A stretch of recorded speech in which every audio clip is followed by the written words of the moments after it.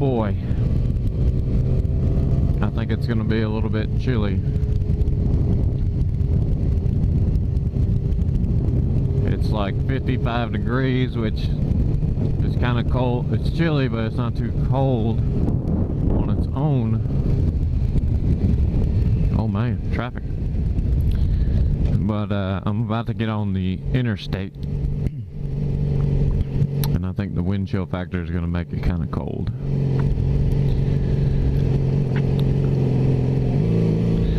What's up, guys? You see me sitting in some traffic here. Oh yeah, traffic.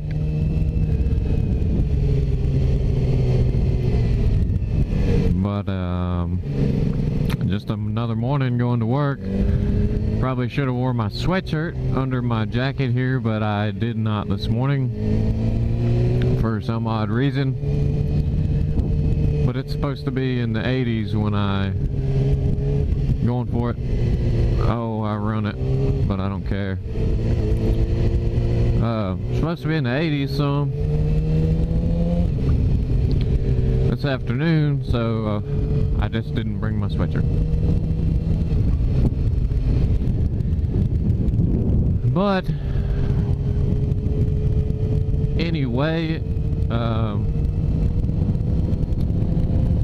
after my last video there, that kind of got cut short about me being in my car accident. I'm not going to go much further into the accident, or really any further into the accident, even though the video kind of was rushed there at the end. But again, everything is okay. I'm okay. I'm gonna come out okay on the financial side of everything. I could be better. I mean, I know how to work on on cars is what I do, and I've worked in dealerships before this racing thing, so I would have liked to actually get the car back and, you know, strip it out and sell all the parts and stuff, and if I could do that, I'd come away with a little money, but that would take a lot of work. The way that it's working out and the way that they do things now, it'd be kind of a hassle to go get that car back. But anyway, in light of that, I was going to talk a little bit about, you know, if you're a younger kid trying to convince your parents to get a motorcycle, and things like that. Just the other drivers, you know, if you watch that video, and then, like I said, you can kind of say what you want about where I was, the position I was in, but I could have been on the shoulder for any reason. My car overheated, my car broke down. You know, being on the shoulder, I wasn't actually doing anything other than sitting there at the time. So just being on the shoulder is kind of, I could have been there for any real reason. The fact is that the other driver, the other lady, was not paying attention at all to what she was doing. And that, number one, probably number one, if not number one, number two on the list of reasons why your parents are not going to like the fact that you are going to get a motorcycle. Other than if they're just motorcycle people themselves, they're going to have their concerns, I'm sure. I didn't get my first street motorcycle. I had many dirt bikes. I didn't get my first street motorcycle until I was already 27, 26. So I didn't have to convince my parents of anything. I'm living on my own for 6 and 7 years beforehand, in another state and all. So I didn't have to convince them of anything.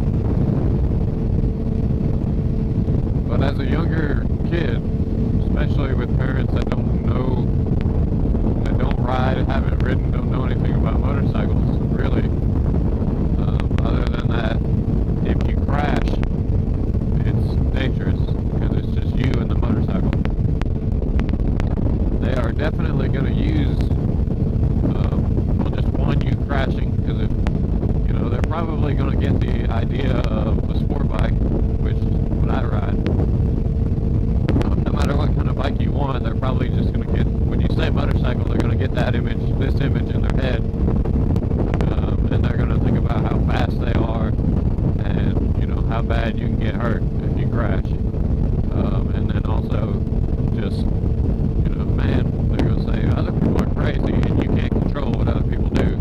So if someone hits you, which is true, people are crazy and you can't control what they do. But those are probably going to be the number one and number two arguments that they make. So I would say, based now off riding,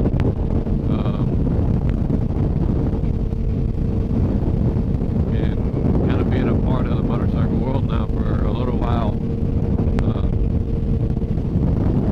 I would say if you had to do it, if you had to convince your parents to let you get one, if you're in that case, I think the best thing that you can do,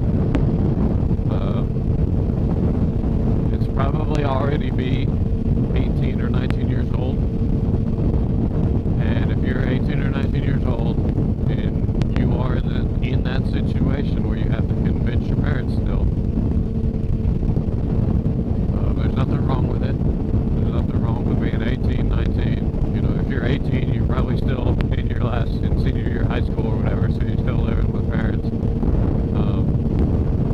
And unless you go right off to college and live in a dorm room, even at 19, you're probably still living with your parents, because you're either going to school or you still kind of got that entry level job, and all that's fine. But back to convincing them. I say to be 18 or 19 before you try to get your first street motorcycle, only because right when you're 16 years old, you don't have a driving record at all. You don't have anything for your parents to go off of. If you give it 2 or 3 years, and your driving record's clean, and you can take your parents out in your car with you, and they can see that you don't follow people too closely, that you pay attention. You're not sitting there, you're not the one that we hate. You're texting and driving or doing all this other stuff while you're driving. You don't have any accidents.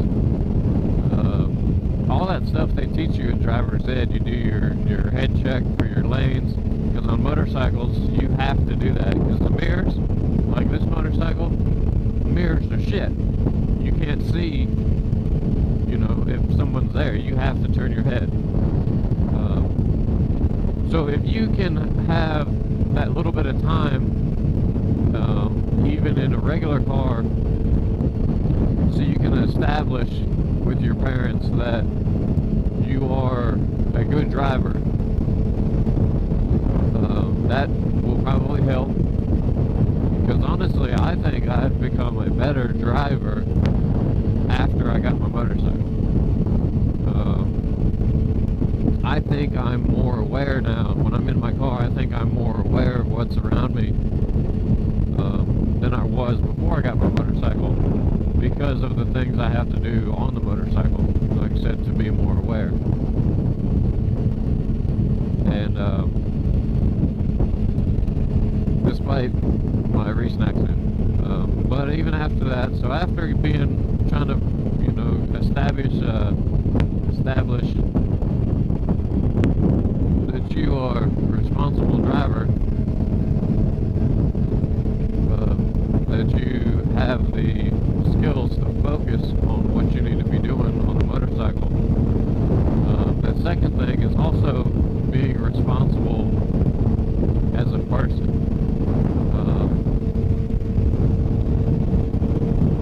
Everyone kind of has their own personality, and I'm not saying that someone who kind of has a light personality and jokes around and kids around a little bit is not a mature person, because maturity takes on many forms.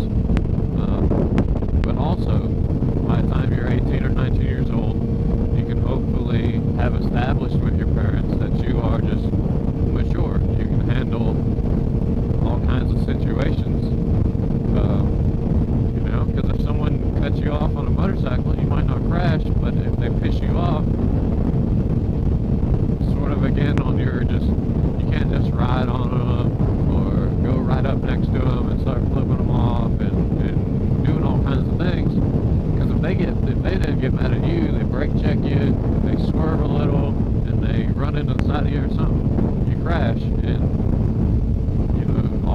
all be avoided by just kind of letting it go, taking some deep breaths. Maybe you cuss at them inside your helmet, but you don't do anything.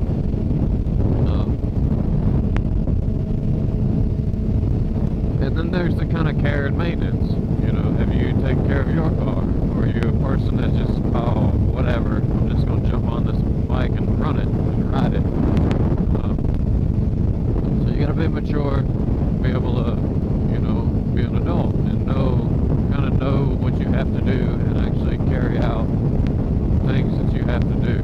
You know, be cool-headed, you know, keep up with the maintenance so the bike doesn't just break down and that causes an accident.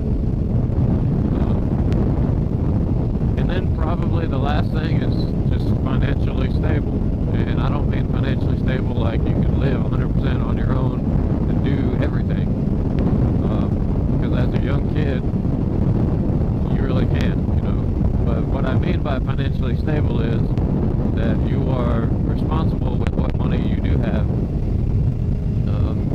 And if your parents don't want to get you a motorcycle, they're probably not going to help you pay for it.